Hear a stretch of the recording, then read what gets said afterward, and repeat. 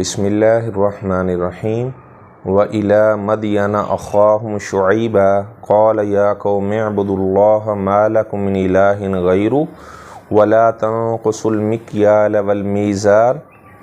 إِنِّي أَرَاكُم بِخَيْرٍ وَإِنِّي أَخَافُ عَلَيْكُمْ عَذَابَ يَوْمٍ مُحِيطٍ۔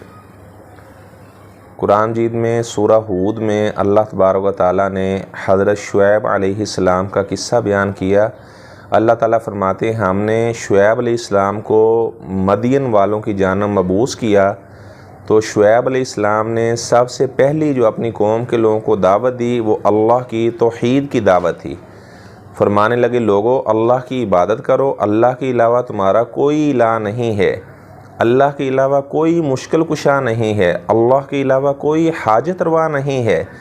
اللہ کے علاوہ کوئی زندگی کا مالک نہیں ہے، اللہ کے علاوہ کوئی موت کا مالک نہیں ہے، اللہ کے علاوہ کوئی رزق دینے والا نہیں ہے، اللہ کے علاوہ کوئی تمہیں اولاد دینے والا نہیں ہے۔ ایک اللہ ہے جس کی عبادت کرنی ہے، وہی تمہارا الہ ہے، وہی تمہارا معبود ہے، وہی تمہارا مسجود ہے۔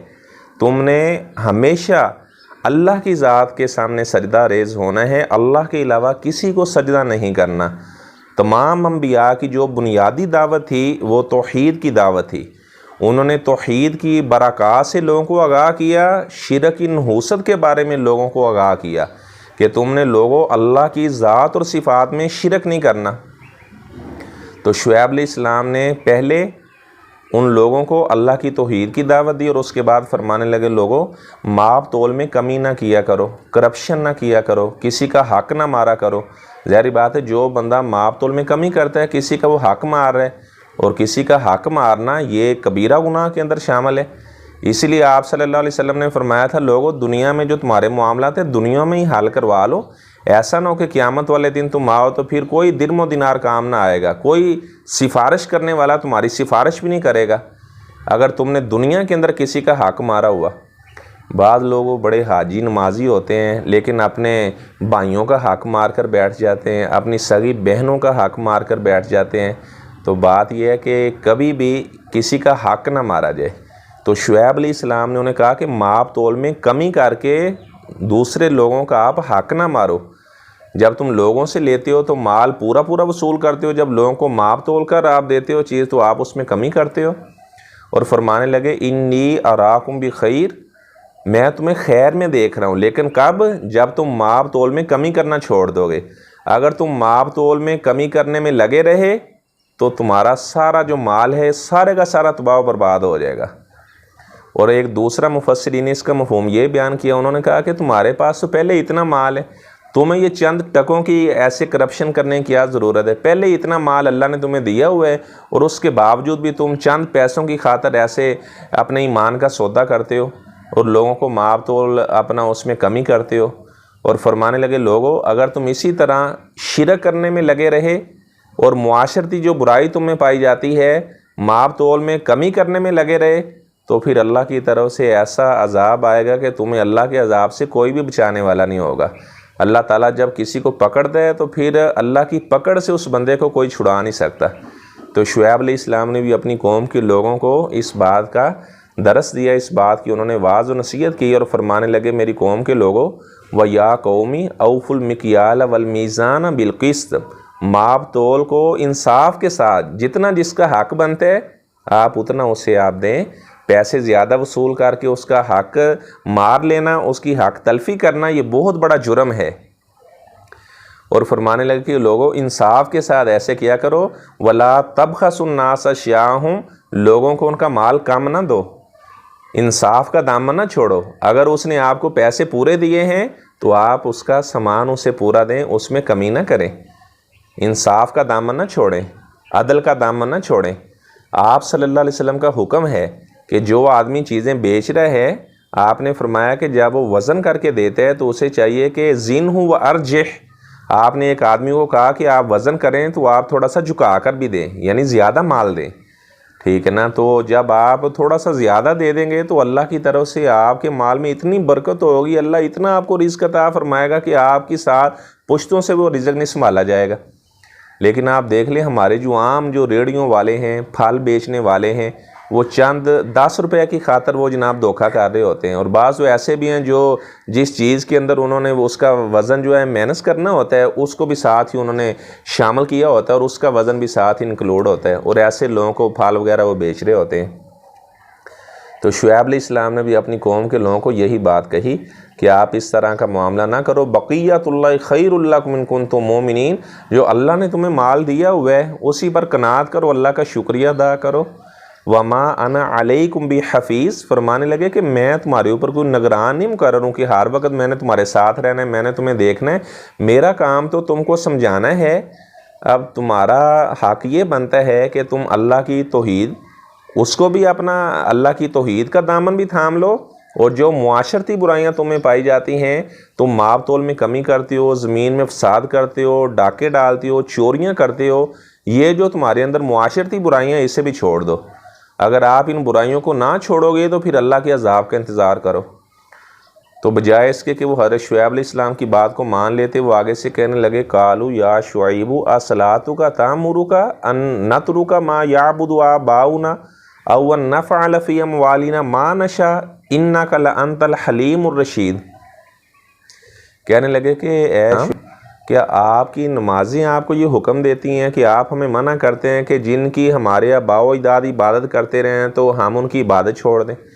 بھی اگر آپ نے نماز پڑھنی ہے تو مسجد میں بس نماز پڑھیں، آپ ہمیں یہ ایسی باتیں کیوں سناتے ہیں؟ اپنی جو عبادت ہے اسے مسجد تک آپ محدود رکھیں، ہم تک نہ لے کر آئیں۔ آپ یہ ہمیں نہ سمجھایا کریں کہ آپ صرف اللہ کی عبادت کرو، صرف اللہ تعالیٰ کو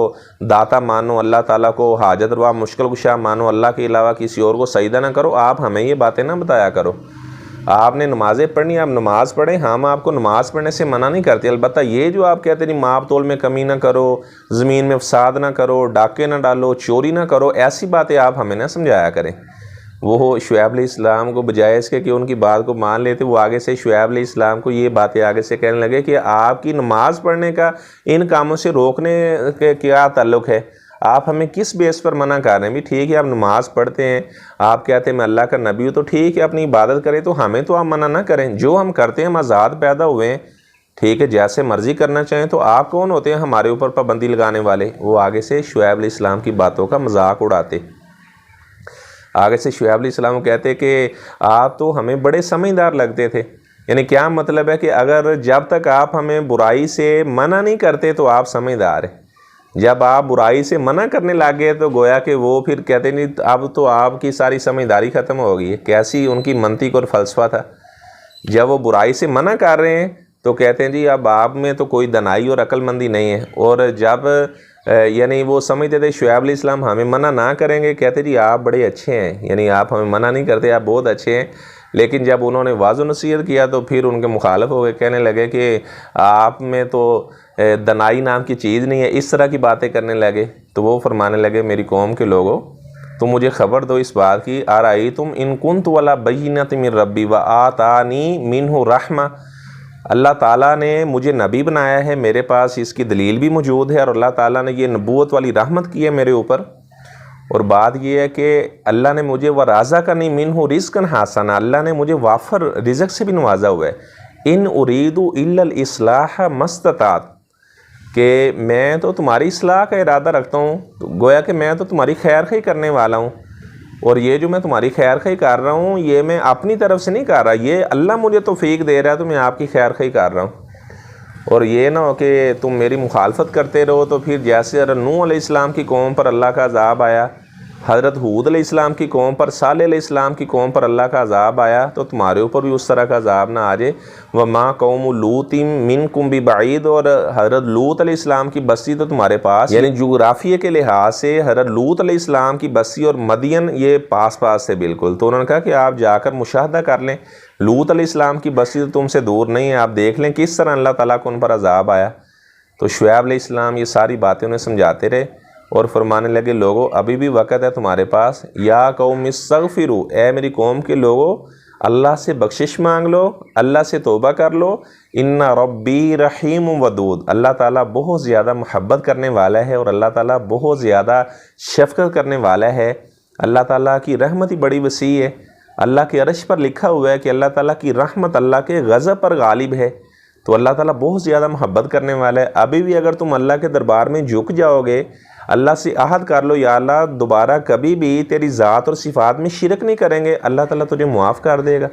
حدیث میں موجود ہے جب آدم کا بیٹا اللہ کی طرف چل کر آتا ہے تو اللہ کی رحمت بھاگ کر دوڑ کر اس کا استقبال کرتی ہے۔ تو اللہ تعالیٰ لوگ نیکوکاروں کو تلاش کرتے ہیں، اللہ تعالیٰ گنہگاروں کی تلاش میں ہوتا ہے، کب یہ بندہ مجھ سے معافی مانگے اور میں اپنی رحمت اس پر کروں اور میں اسے معاف کر دوں۔ تو وہ کہنے لگے لوگوں اللہ سے معافی مانگ لو، توبہ کر لو، ان ربی رحیم ودود، اللہ تعالیٰ بہت زیادہ رحم کرنے والا ہے، بہت زیادہ اللہ محبت کرنے والا ہے۔ وہ آگے سے کہنے لگے قالوا یا شعیب ما نفقہ کثیرا مما تقول، آپ یہ جو باتیں ہمیں سناتے ہیں نا، آپ کی کوئی بات ہمیں سمجھ ہی نہیں آتی۔ اور دوسری بات جو آگے انہوں نے دھمکی لگائی، کہنے لگے ولولا رحتک لرجمناک، اگر آپ ہماری برادری کے بندے نہ ہوتے ہم نے ویسے ہی آپ کو رجم کر دینا تھا۔ وما انت علینا بعزیز، آپ کو مارنا ہمارے لیے کوئی مشکل کام نہیں ہے۔ تو شعیب علیہ السلام فرمانے لگے تم کتنے نادان لوگ ہو، اللہ کو تم نے پسے پش ڈال دیا ہے اور برادری کو تم نے مقدم کر لیا ہے۔ بھئی تم اللہ کا نبی مجھے مان کر میرا لحاظ نہیں کر رہے، برادری کی وجہ سے تم میرا لحاظ کر رہے ہو۔ تو فرمانے لگے اللہ تعالیٰ دیکھ رہا ہے، تم اپنی جگہ پر عمل کرو، پھر ہم بھی عمل کرتے ہیں، ٹھیک ہے۔ جب اللہ کا عذاب آئے گا پتہ چل جائے گا سچا کون ہے جھوٹا کون ہے۔ وَارْتَقِبُوا انی معکم رقیب، تم بھی انتظار کرو میں بھی انتظار کرتا ہوں۔ تو اللہ تعالیٰ فرماتے ہیں وَلَمَّا جَاءَ أَمْرُنَا نَجَّيْنَا شُعَيْبًا وَالَّذِينَ آمَنُوا مَعَهُ بِرَحْمَةٍ مِنَّا، جب ہمارا عذاب آیا تو ہم نے شعیب علیہ السلام کو اور جتنے لوگ ان پر ایمان لے کر آئے تھے ہم نے ان سب کو اپنی رحمت سے نجات دے دی۔ وَأَخَذَتِ الَّذِينَ ظَلَمُوا الصَّيْحَةُ فَأَصْبَحُوا فِي دِيَارِهِمْ جَاثِمِينَ، اور جو باقی لوگ تھے ایک چنگاڑ ایک زوردار آواز آئی تو وہ سارے کے سارے اپنے گھٹنوں کے بل بیٹھے بیٹھے ان کی جان نکل گئی۔ اللہ تعالیٰ فرماتے ہیں ہم نے ان کی بستی کو ایسے کر دیا کالم یغنوا فیہا، گویا کہ وہ کبھی ان بستیوں میں آباد ہی نہیں ہوئے تھے۔ الا بعدا لمدین کما بعدت ثمود، فرمایا جس طرح سمود حضرت صالح علیہ السلام کی قوم اللہ کی رحمت سے دور ہو گئی تو ہم نے شعیب علیہ السلام کی قوم کو بھی اپنی رحمت سے دور کر دیا۔ ظاہری بات ہے جو اللہ تعالیٰ کا حکم نہیں مانتا، اللہ تعالیٰ کی ذات اور صفات میں شرک کرتا ہے تو اللہ تعالیٰ کی رحمت اس سے دور چلی جاتی ہے، اور جو معاشرتی برائیوں کا ارتکاب کرتا ہے تو اللہ تعالیٰ کی رحمت اس سے دور چلی جاتی ہے۔ میں اللہ تعالیٰ سے دعا کرتا ہوں اللہ تبارک و تعالیٰ ہمیں شرک سے بچائے۔ جتنے شرکیہ امور ہیں اللہ تعالیٰ، اگر آپ اپنا محاسبہ کریں، اگر آپ شرک نہیں کر رہے تو آپ کے اوپر اللہ کا بہت بڑا احسان ہے۔ حضرت یوسف علیہ السلام نے فرمایا تھا ما کان لنا ان نشرک باللہ من شیء، ہم اللہ تعالیٰ کے ساتھ شرک نہیں کرتے، ذالک من فضل اللہ علینا وعلی الناس ولکن اکثر الناس لا یشکرون۔ فرمانے لگے کہ اللہ کی ذات اور صفات میں شرک ہم نہیں کرتے، یہ اللہ کا بہت بڑا ہمارے اوپر فضل ہے۔ اگر اللہ کی زمین پر آپ کو کوئی مشرک نہیں کہنے والا تو آپ اللہ کا شکر ادا کریں کہ آپ توحید پرست ہیں، اور اگر آپ زمین کے براؤ کے برابر گناہ لے کر جاتے ہیں لیکن آپ نے اللہ کی ذات اور صفات میں شرک نہ کیا ہوا تو اللہ تعالیٰ کی رحمت آپ کو ڈانپ لے گی، اللہ تعالیٰ اپنی رحمت سے معاف فرما دے گا، لیکن جو اللہ کی ذات اور صفات میں شرک کرنے والا ہے اسے کبھی معاف نہیں کیا جائے گا۔ کچھ لوگ کہتے ہیں جی کلمہ پڑھتے ہیں تو پھر شرک کیسے؟